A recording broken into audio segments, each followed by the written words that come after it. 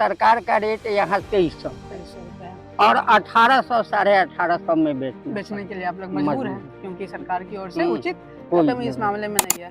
जो जैसे चीनी मिल में ऊख को पेरता है वैसे वैसे होने से पहले किसान को पेड़ दे। मैं कैमरामैन से उम्मीद करूंगा कि वो दिखाए वहाँ पे सिंचाई हो रही है, तो सिंचाई के बाद खेत तैयार होगा, फिर उसमें गेहूं मक्का लगाया जाएगा। 4 साल पहले यहाँ बाढ़ आया तो बाढ़ में भी नुकसान गन्ना को है, गन्ना है। अब लगातार 6 महीना पानी में गन्ने की फसल भी तो लंबे ड्यूरेशन की है, तो उसमें भी नुकसान है ना। उसमें सिंचाई भी चाहिए और बहुत अधिक 6 महीना या 4 महीना 5 महीना लगातार उसमें कमर भर पानी भी तो नहीं चाहिए।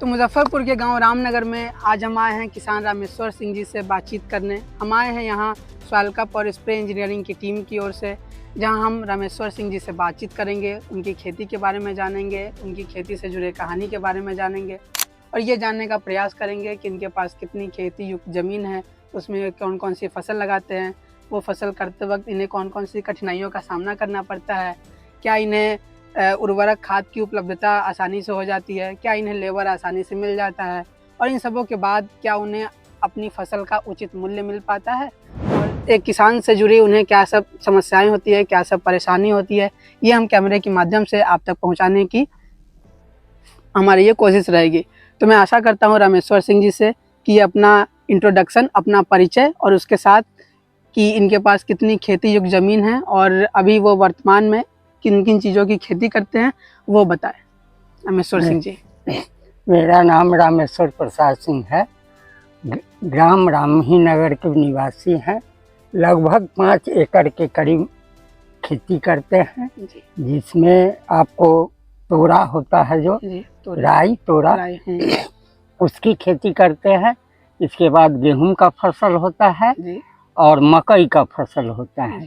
इस बार मानसून कम होने के कारण, मानसून की बारिश कम होने के कारण अब मकई या गेहूं का फसल सिंचाई के बाद ही उसमें किया जा सकता है। मतलब कि आमतौर पे जो मक्का और गेहूं की फसल आप लोग करते थे उसमें सिंचाई की आवश्यकता नहीं होती, लेकिन चूंकि इस बार हाल की कमी है, इस वजह से सिंचाई मैं कैमरामैन से उम्मीद करूंगा कि वो दिखाए वहाँ पे सिंचाई हो रही है, तो सिंचाई के बाद खेत तैयार होगा, फिर उसमें गेहूं मक्का लगाया जाएगा। उसके बाद उसमें गेहूं मक्का लगाया जाए। ये खर्च जो है अभी ये एक एक्स्ट्रा खर्च किसान को पड़ रहा है मानसून के कमी। हाँ, मानसून के कमी के कारण एक यह एक्स्ट्रा खर्च पड़ रहा है।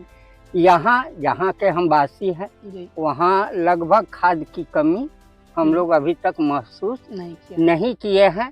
थोड़ा बहुत यहाँ लेबर का, मजदूर का समस्या यहाँ रहता है और मिला जुला करके जो है अगर फसल हो तो एवरेज जो लागत होता है उससे दुगुना के आसपास प्राप्त जरूर हो जाए। जो लागत हुआ, जो आपकी खुद की मजदूरी मेहनत है, वो सब लगा के आ जाएगा दुगुना। तो मैं आपसे ये जानना चाहूँगा कि जैसे कि आप खेती करते हैं, 5 एकड़ की आपकी खेती है, तो खेती से जुड़े क्या और भी ऐसा चीज़ है जो आप करते हैं, मतलब या आपका जो परिवार है या आप है ये बस खेती पे ही आश्रित है? लगभग पहले करते थे, लेकिन अब पूर्ण रूप से खेती पर ही आप लोग पूर्णतः खेती पे आश्रित किसान है। मतलब आप लोग पूर्ण रूप से किसान है। मतलब आपकी जो दिनचर्या होती है वो सुबह 5-6 बजे से उठ करके शाम 7 बजे तक खेती से ही जुड़ी रहती है जी। तो ये हुई रामेश्वर सिंह जी से हमारी बातचीत और इसमें इन्होंने बताया कि ये एक पूर्ण रूप से किसान है। इनकी जो दिनचर्या है पूरी खेती में लगी रहती है। इनके जो परिवार के आय का मुख्य स्रोत है वो खेती बाड़ी है। तो रामेश्वर सिंह जी से बातचीत करने के क्रम में हम ये जानना चाहेंगे कि इनसे पहले इन्होंने खरीफ फसल में धान की फसल लगाई थी। जी जी धान की फसल कितनी लगी थी आपकी लगभग? लगभग रखिए ना 1.5 एकड़ के 1.5 एकड़ के करीब में इन्होंने धान की फसल लगाई थी। तो धान की फसल तैयार हो गई है? हाँ तैयार हो तैयार होकर आपने जो दाना अपने घर तक हाँ, पहुंचा हाँ, लिया है, हाँ, हाँ। दाना को मार्केट तक पहुंचाया? हाँ मार्केट तक, खेत में ही खेत में ही मार्केट में पहुंच गया। तो मतलब जो बिचौलिए होते हैं आपने हाँ। उन्हीं को दिया है, सरकारी क्रय केंद्र पे नहीं गया, नहीं जा नहीं, पाया। यहाँ कोई उस तरह का सुविधा बस उपलब्ध सुविधा नहीं, नहीं। सरकारी सुविधा उपलब्ध नहीं है यहाँ पे। इस वजह से मजबूरन आप लोगों को बिचौलिए को देना पड़ता है। तो इस वजह से तो आप लोगों की जो धान की जो उचित कीमत है वो भी नहीं मिल पाती होगी। सवाल ही नहीं है। अब कहने का मतलब है सरकार का रेट यहाँ 2300 रुपए है और 1800 1850 में बेचने के लिए आप लोग मजबूर हैं, क्योंकि सरकार की ओर से उचित कोई रकम इस मामले में नहीं है। तो जो धान की फसल हुई आपकी वो मन मुताबिक रही, जो आपने एवरेज ठीक ही रहा। क्या कारण रहा उसके एवरेज होने का? कारण वही मानसून। हाँ, धान अच्छा रहा। हाँ धान का फसल मानसून पर ही निर्भर है। मानसून पर निर्भर है। उसको सिंचाई कितना लोग कर पाएगा? सही बात है। और जो मतलब जो मानसून की बारिश की जो कमी होती है वो आप लोग सिंचाई से पूरा करते हैं। सिंचाई यही मोटर? हाँ मोटर जो बिजली है, बिजली यहाँ है आपके गांव तक उपलब्ध है? हाँ बिजली की कमी वही की बात भी क्या है कि हम लोग पंप से भी काम करते हैं। हाँ, मतलब कि आमतौर पे बिजली का वो होता है। और जब बिजली की कमी रही, बिजली नहीं रहा तो पंप से आप लोगों को महंगा पड़ता होगा। हाँ बहुत महंगा पड़ता होगा। लेकिन बिजली की सुविधा है। हम लोग बहुत से गाँव में गए, अभी पूर्ण रूप से सुविधा नहीं है। हाँ। मतलब जैसे कि हम लोग का खेती है, चौड़ में खेती है, लंबा प्लॉट है, वहाँ तक लाइट नहीं पहुँची है। अच्छा। सरकार भी काम है कि पोल पहुँचा देना। अब जैसे ये रोड से जुड़ा हुआ है तो यहाँ पे बिजली की व्यवस्था है। हाँ, हम गए थे। हम आपके गांव के और भी किसानों से मिले तो उन्होंने बताया कि बिजली की दिक्कत है, बिजली की समस्या है। और या फिर जो हम दूसरे राज्यों में गए, उत्तर प्रदेश के प्रयागराज, इलाहाबाद में, वहाँ पे हमारे किसानों से बातचीत थी तो वहाँ पे भी जो मुख्य समस्या थी वो यही थी कि जो उनकी जो धान की फसल है वो मुख्य रूप से मानसून की वजह से कमजोर रही। और सरकार के द्वारा ना ही चैनल है, ना ही सरकारी वो है, नलकूप है, ट्यूबवेल नहीं है। हाँ, इसकी तो हमारे यहाँ तो ये भी है कि नदी भी नहीं है आसपास, इस वजह से नहीं है। मैं आपको बता रहा हूँ इलाहाबाद की बातचीत, वहाँ पे गंगा बहती है, यमुना बहती है, मतलब नदी का इतना अच्छा स्रोत है वहाँ पर। वहाँ पर भी पानी का जो उचित व्यवस्था है वो नहीं है। तो इसकी वजह से उनकी भी फसल थोड़ी मतलब चूक गई। तो वो तो हो गई खरीफ के बाद, जो भी ऊपर नीचे हुआ वो मैनेज हो गया, मतलब अच्छा रहा कुल मिला के। तो अब जैसे रबी सीजन आने वाला है, तो रबी सीजन में आपने अभी तक क्या लगा रखा है और क्या लगाने की तैयारी की जा रही है? अभी तक तो खेत सब में सिंचाई हो रहा है। तो सिंचाई हो रहा है, रखिए ना 1 सप्ताह के अंदर या 10 दिन के अंदर आपको मकई और गेहूं का फसल लगना शुरू हो जाएगा। तो अभी आप तोरी की बात करें तो तोरी लग चुका है? हाँ, तोरी लग चुका है लगभग। रखिए ना उसको अब महीना दिन होने जा रहा है। तो अब उसमें पटवन वगैरह होगा? हाँ, पटवन भी हो चुका है। तो मतलब रबी फसल में आमतौर पे आप लोग तोरी, आलू, गेहूं और मक्का लगाते हैं? हाँ, मैक्सिमम ये लगाते हैं। तो वो जो फसल है वो कब तक तैयार होगी? लगभग रखिए ना फरवरी नहीं, आपको तोरा जो है सो तो फरवरी में जी, और आपको अप्रैल मई में जा करके गेहूं और मक्का मई में रखिए, तैयार। तो रामेश्वर प्रसाद सिंह जी से बातचीत करने के क्रम में हम ये जानना चाहेंगे कि चूंकि ये एक अनुभवी किसान है, इनको खेती का अच्छा खासा अनुभव है। लगभग कितने वर्षों से आप खेती कर रहे हैं? रखिए ना वो 20-25 वर्ष, लगभग 25 वर्षों का आपका खेती का अनुभव है। तो 25 वर्षों से ये खेती कर रहे हैं, तो आपने खेती के अनुभव में आपने बहुत कुछ देखा होगा।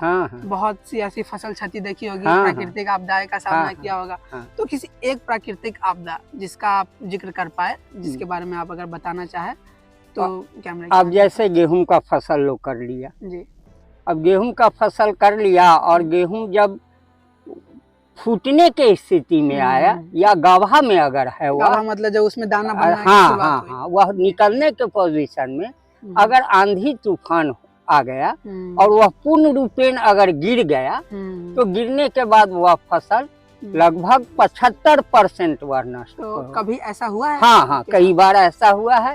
तो उस टाइम में वैसे स्थिति में थोड़ा बहुत सरकार के तरफ से इनपुट होता है। हाँ, थोड़ा बहुत फसल हाँ क्षति हाँ के रूप उतना तो नहीं मिल पाता है, में। लेकिन थोड़ा बहुत हाँ, मतलब मुआवजा। जो भी आय, जो भी लागत आपने लगाया उसके मुताबिक तो नहीं मिल नहीं पाता है, नहीं नहीं नहीं लेकिन उतना एक छोटी सी हाँ हाँ सहायता हाँ सहायता के रूप में वो हाँ, हो कम जाती से है। कम लागत जो है लागत जो वह है सरकार द्वारा वो मिल सरकार के द्वारा मिल जाती है।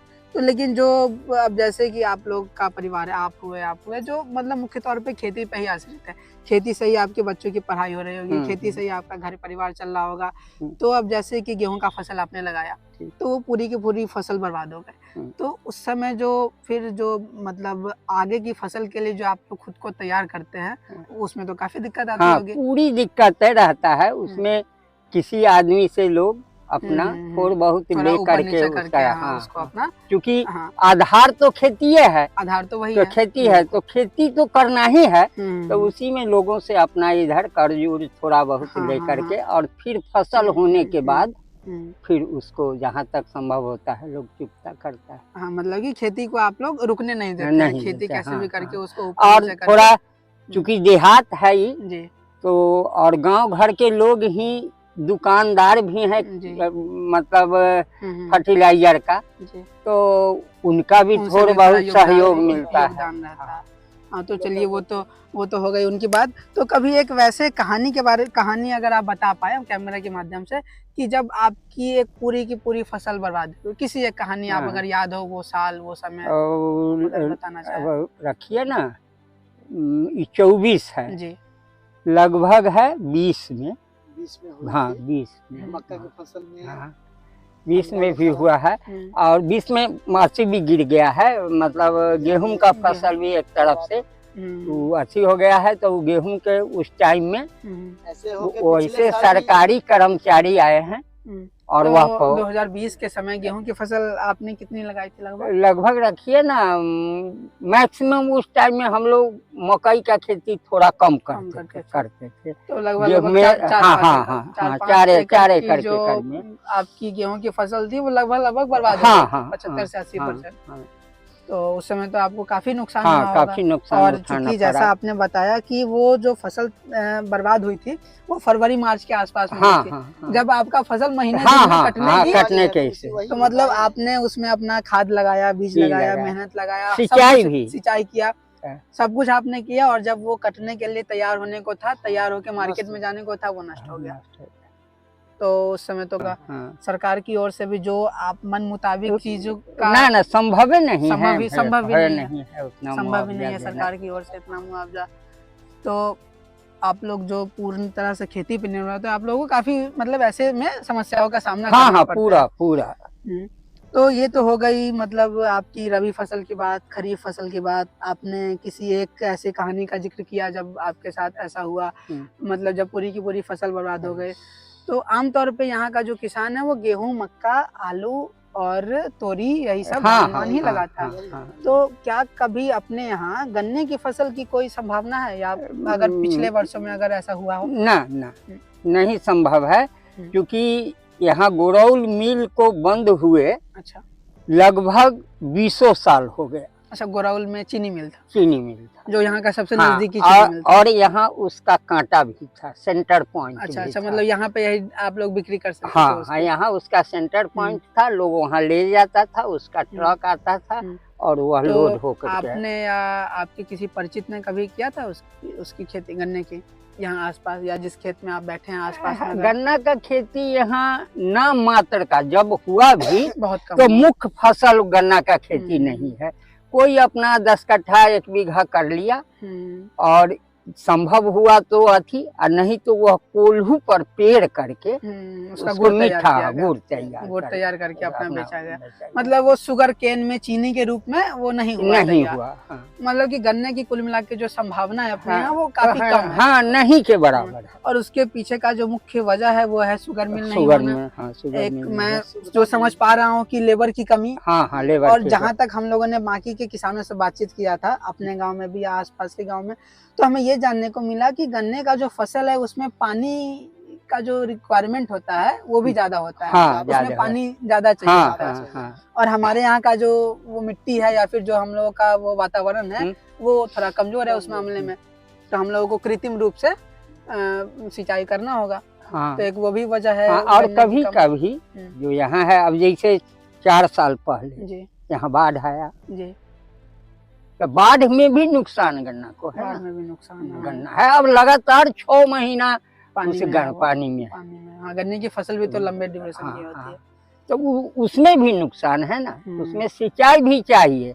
और बहुत अधिक 6 महीना या 4 महीना 5 महीना लगातार उसमें कमर भर पानी भी तो नहीं पानी चाहिए। भी नहीं चाहिए। हाँ, मतलब एक बड़ा ही मेहनत वाला वो फसल हाँ, है, काफी बहुत उसमें मतलब जिम्मेदारी से हाँ वो हाँ, वो मुख जो है ना, उसको मोटा मोटी यही समझिए, जो जैसे चीनी मिल में ऊख को पेरता है, वैसे होने से पहले किसान को पेड़ देता है। तो ये बहुत अच्छी बात कही रामेश्वर प्रसाद सिंह जी ने, कि जैसे गन्ना का फसल तैयार होकर चीनी मिल में जाता है, शुगर मिल में जाता है, वहाँ उसको पेर कर जो गन्ना बनाया जाता है, चीनी बनाया जाता है, उससे पहले यहाँ किसान पेरा जाता है, उससे पहले चीनी और मिश्री बन जाते हैं चीनी। और अगर भगवान न करे, लेकिन अगर कुछ वैसा जैसा गेहूं मक्के के साथ एक फसल क्षति होता है वैसा हो गया, तब तो पूरी की पूरी मेहनत। वह साल भर का फसल है ना, एक फसल है। उस बीच में यहाँ 2 फसल दो फसल में हो सकता है। हाँ, मतलब एक अगर बाई चांस बर्बाद भी रहा, थोड़ा अगर कम रहा, जैसे मकई गेहूं हुआ और एक धान का फसल हुआ, और तो एक ही फसल होगा तो मक्का गेहूं अगर थोड़ा कमजोर भी रह गया तो उसका वो धान से रिकवर हो जाता है। तो ये हमने बातचीत की हमारे गांव के एक अनुभवी किसान से। इन्होंने अपना अनुभव बताया, इन्होंने अपने रबी फसल का अनुभव बताया, खरीफ फसल का अनुभव बताया, और इनकी जो दिनचर्या है पूरी की पूरी खेती में ही लगी रहती है। इनके जो परिवार का मुख्य स्रोत है वो खेती है। इन्होंने गन्ने की फसल की संभावना के बारे में बताया कि गन्ने का फसल क्यों नहीं हो रहा है, उसमें इन्हें कौन सी दिक्कतों का, इन्हें या फिर इनके गाँव वासियों को कौन कौन सी दिक्कतों का सामना करना पड़ता है, उसके बारे में इन्होंने बताया।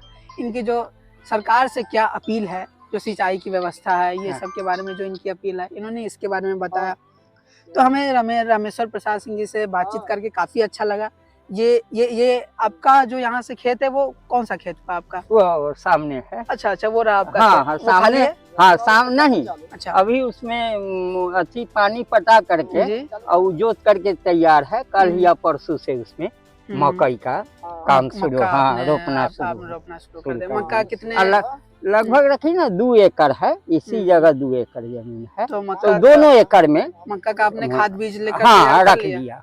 चलिए, वो मतलब चूंकि अंतिम समय में आपको दिक्कतों का सामना करना पड़े, तो आपने खाद बीज तैयार करके रख लिया, सिंचाई हो जाएगी, खेत तैयार हो जाएगा, खाद डालकर आप मक्का का फसल। सिंचाई भी सभी खेत में हो चुका है। अच्छा, लगभग लगभग हो चुका है, और कल या परसों से सब में मक्का लगना शुरू हो जाए। मक्का मक्का लगभग 2 एकड़ यही ये जगह 2 एकड़ मक्का, और बाकी में गेहूं लगाएंगे। तो जो गेहूं आप लोग उपजाते होंगे, यही गेहूं खाते भी होंगे? क्या मतलब यही। तो ये इससे, और जैसे जो धान लगाते होंगे वो कभी कभी वो खाते भी होंगे? हाँ, तो धान का जो है ना, धान लोग जो है अब अधिक यील्ड के लिए हाइब्रिड, मोटा धान या अधिक यील्ड के लिए लोग देना चाहता है, और खाने के मामले में लोग थोड़ा महीन खाना चाहता है, इसलिए मैक्सिमम धान को बेच ही देते हैं, और उसी से फिर उससे जो आता है चावल। हाँ, मतलब वही हुआ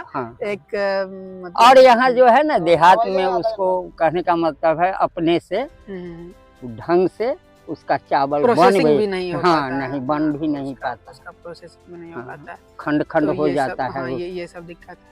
और आमतौर पे जो गेहूं आप उपजाते हैं वही खाते हैं, वही बेचते हैं, उसी से जो आता है उसी से भी जो भी दूसरी तीसरी चीजों आपकी जो जरूरतें हैं वो पूरी होती है। तो ये हुई रामेश्वर प्रसाद सिंह जी से बातचीत, और हम इन्हीं के जैसे एक अनुभवशाली किसान, एक जो वैसा किसान जिसे खेती का अनुभव हो, जो अपनी खेती से जुड़ी कहानियों को इस मंच के माध्यम से शेयर करना चाहे, तो एक अगले एपिसोड में हम आपसे मिलेंगे रामेश्वर प्रसाद सिंह जी जैसे ही एक अनुभवशाली किसान से, जिसने खेती का अनुभव हो, जो अपनी कहानी को हमारे सामने बता चुके। तो इसी के साथ हम आपसे विदा लेते हैं, हम रामेश्वर सिंह जी से विदा लेते हैं, और हम आप लोग को मिलेंगे एक नए गांव में, एक नए किसान की एक नई कहानी के साथ। तब तक के लिए जय जवान जय किसान।